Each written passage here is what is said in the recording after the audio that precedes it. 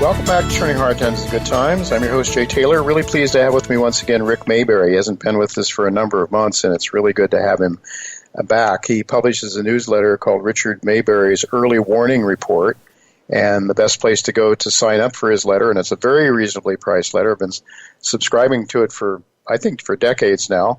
It's the earlywarningreport.com. Earlywarningreport.com is where you can go to sign up for Rick's excellent newsletter, and he is known as a 2,500-year-old man. No, he's not quite that old. He is a senior citizen, I dare say, as am I.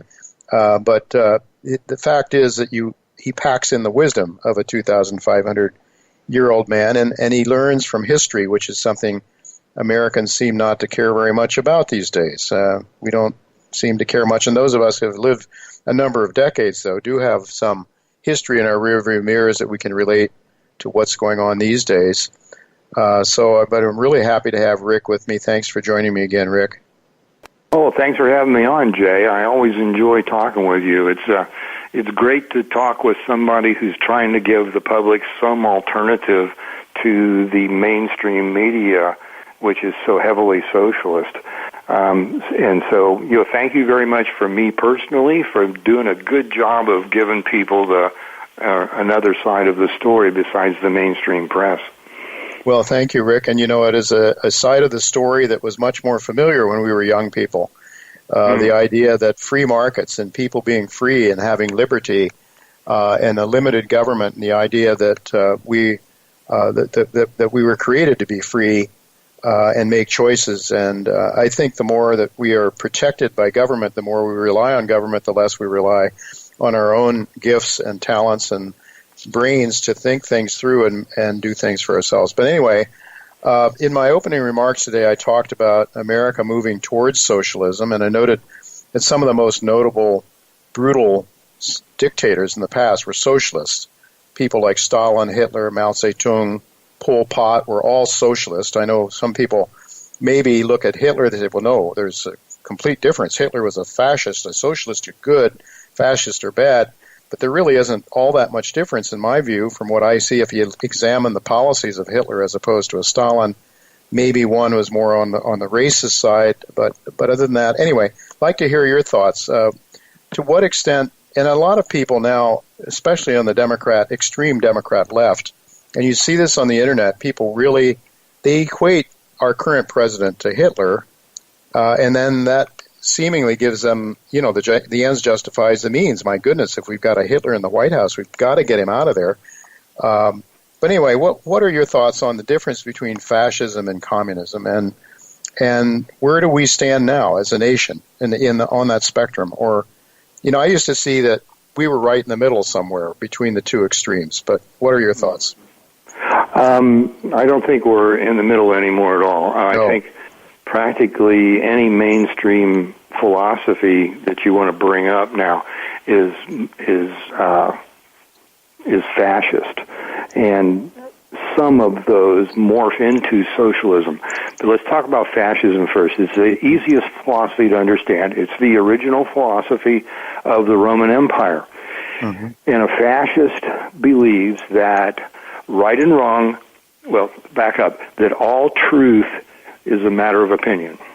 That's the fundamental premise of fascism. All truth is a matter of opinion, which means right and wrong are just matters of opinion, and therefore power holders should do whatever appears necessary. No exceptions, no limits. Now that's fascism. All of the fascist philosophy boils down to that. That right and wrong are just matters of opinion, so people with power should do whatever appears necessary. Now, what a socialist is a person who believes, according to Marx and Lenin and the other socialist originators, a person who believes that the world is evolving from one step to another, and that it is the job of social reformers to move us in the direction of that naturally occurring sequence of events in economics. And it goes, let's say, we can start with feudalism, or it's sometimes called the manor system, and then you go to mercantilism, and then capitalism, and then socialism, and then communism. We'll look at the word communism real quickly. Communism is regarded as the end stage of socialism, and communism is a utopian system in which everybody works for the good of everybody else, and we all live happily ever after. So there's been almost no case in history where communism actually was tried and worked. You might find a few religious monasteries where it's worked, and maybe a few hippie communes back in the 60s, but basically nobody's ever been able to make communism work. So what happens is that somebody who is, or let's say a government that is pushing the country in the direction of socialism, winds up getting stuck there because this utopian end system doesn't really exist and cannot exist. Humans just don't behave that way. So you're stuck with socialism. And what is socialism? Socialism is a system in which the government owns and controls everything and everybody. Now, you see a lot of fascists that go in that direction because they love the idea of the government owning and controlling everything and everybody because they want to run the world. So there's a very close, almost a marriage between socialists and fascists. The fascist tends towards socialist behaviors because it gives him what he wants, which is more power. And the socialist has unlimited power. And you see this in what the children are taught in school. In the United States, in fact, throughout the world, the schools are owned or controlled by government agencies, all of them. And being owned and controlled by government agencies, they teach the kids that the answer to every problem is more government. And what that leads you to is socialism, where the government owns and controls everything and everybody. And that is essentially the direction that America is moving today, because that's what everybody's taught in school.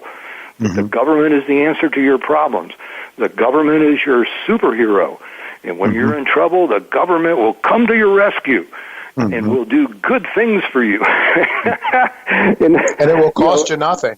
And it will cost you nothing. Right. Yeah, we're going to make some other guy pay for it. You won't have to pay for it. Somebody else will pay for it. And, it's all a big hoax. It's both socialism and fascism. They attract power junkies. Americans aren't used to thinking in terms of political power being a bad thing, because they're taught in school that it's a good thing. And so they aren't really aware of what political power is. And political power is the legalized privilege of using brute force on people who have not harmed anyone. That's the essential nature of political power, and has been all through history. When you find somebody who has political power, he is somebody who has the privilege of using brute force on people who haven't harmed anyone. And we all experience that at tax time every year. You're told you're going to buy what the government is selling or else. Whether it's no choice to you or not is irrelevant. You better buy it, or people with guns will come to your home and haul you away to prison. So that's what essentially political power is. It's this right of using force on people who haven't harmed anyone. I'll stop there. Well, no, and that's very good. And I think, though, you said that we're not taught the dangers of powerful governments in our schools for obvious reasons. As they are statist schools, and why would the people that run the country want to give up? These people that are power junkies, why would they want to give up their power? So they're not going to teach people the other alternative that America was built on, where they were really, the founders understood very well how dangerous it is to have a brute government, a dictatorship running over you, and as the King of England was to the colonies, at least at that time. Yes. Richard, so we have all these really concerned people. We have an organization called Antifa, which stands for Anti-Fascist. Now, these people must certainly be doing some good work to get rid of the fascists, huh? Well, I'm kind of nervous talking about these kinds of groups because I don't actually know the people personally. Okay. I think that, this is just a guess. I don't know them personally. Just a guess that they are what Lenin is alleged to have called, let's see, what was it? Useful idiots. Useful idiots. And what Lenin meant was that there are huge numbers of people who will go out and strive for some cause, even fight for it, even die for it, without understanding the real thinking of the people who are the leaders of the cause. Again, the term is useful idiots. Yeah. And I really tend to think, I used to be a public school teacher, so did my wife.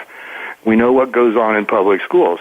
And I tend to think that the public school systems all over the world, these schools owned and controlled by government agencies, they have been morphed into systems for producing useful idiots.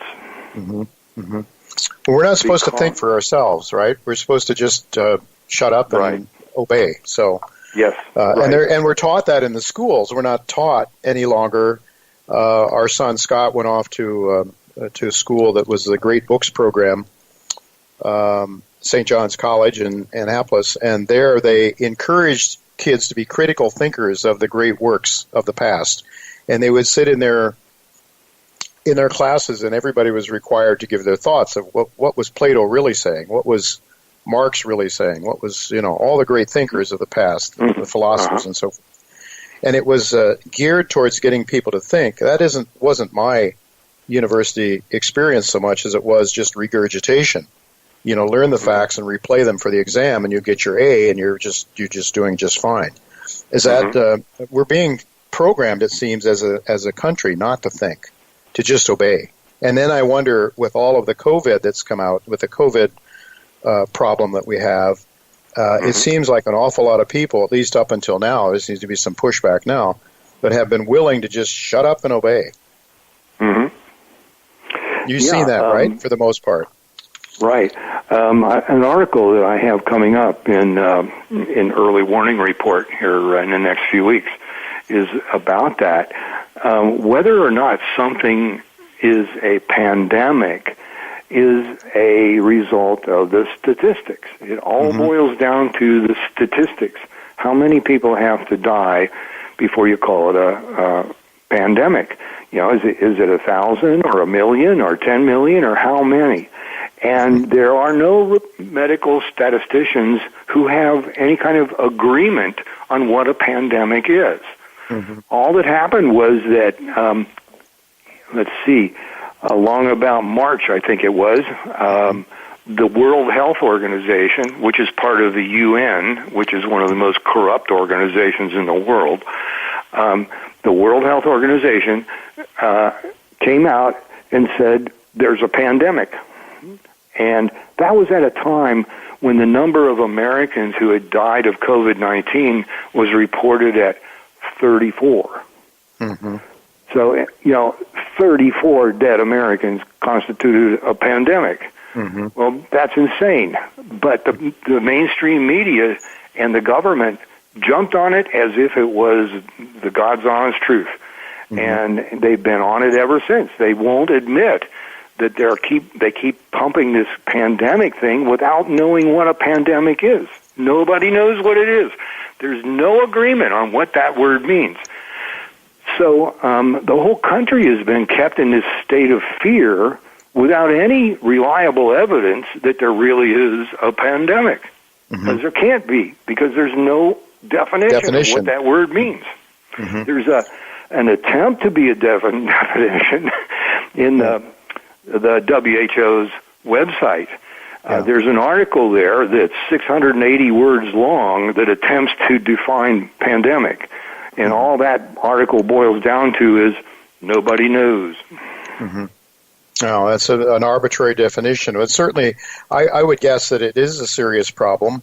But as you pointed out before, and even the authorities have said that we're not absolutely sure about who people die of or with COVID. Yes. So it's even the accounting of the COVID deaths is highly suspect, I think, and even the authorities would admit to that. But Rick, I'd like to get on to some issues regarding how people should really try to protect themselves. We have this socialist or this fascist movement where we're giving less and less ability to control our own futures. We're being told what to do. We're having money taken away, I think, very much through the inflationary process. Every time trillions more dollars are put into the system, the people that have savings in the stock market are getting richer, and gold and silver and that sort of thing. But the vast majority of people are not in that position. But what is your best advice? And I know that you do a lot of good work with regard to long-term investing. You've been very successful for your subscribers in that regard. But just maybe coping with this new world order. And I think we're talking about the real goal of the elites is to have a one world government. So each country has less and less autonomy, and they want to sort of submit to a one world government. Do you see that coming? Do you see that as a threat? And if so, just sort of help us think about how average people can do what they can do to try to protect themselves as best they can. Well, one of the main things is precious metals, as you have explained to people many times. The precious metals are something that cannot be created on a printing press like political currencies can. They are real money. I'm talking mostly about gold and silver, but also platinum and palladium are moving in that direction of becoming money now too. I think it was a month or two ago, I recommended to people that they start buying palladium. I'm sorry, back up. Platinum. I was recommending platinum and saying it was the bargain right now. It was the best deal I could find in regards to precious metals. And sure enough, boy, it's been really moving lately. So, that's, and I think platinum will remain the best deal for a little while here yet. I don't know, maybe a few months. It's hard to say. But that's the main thing is get some precious metals, gold, silver, platinum, palladium. And at this time, my first choice would be platinum.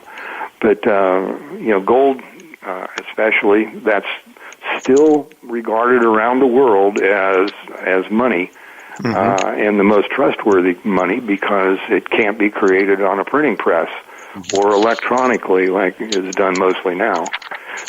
And so that's the main thing is get some precious metals. I'm not saying turn your whole portfolio into precious metals, but 10 to 20% in precious metal coins, especially in the United States. Canadian maple leafs or U.S. eagle coins. Either one, I think, are very, very good investments. And you've also you have done very well in the stock market too, especially with defense stocks. Yes, and I think they are just getting started on another terror here because the Europeans, one of the really good things that Trump did is he convinced the Europeans that if they are attacked, the Americans may not show up. And so that tells the Europeans they have to start spending money to defend themselves. And the only way to do that is to go out and buy the stuff it takes to have a military defense, which they don't have right now. It's amazing how much the Europeans are just totally helpless. They bought into this idea that U.S. politicians told them for decades and decades, look, you don't have to protect yourself. You can go ahead and spend your defense money on socialist welfare programs, and if you are attacked, we'll send American men and women over there to die protecting you. All right, Rick, we're gonna have to wrap it up now. I see that my engineer is telling me we're out of time, and it sounds like they're trying to convince the world, American politicians, of the same thing that they've tried to convince Americans of. There's so much more to talk to you about, so we'll have to have you back sometime soon. But I am out of time, unfortunately. Okay. And again, folks, sign up for Rick's newsletter. It's really a bargain. So you need to go to earlywarningreport.com, earlywarningreport.com to do so.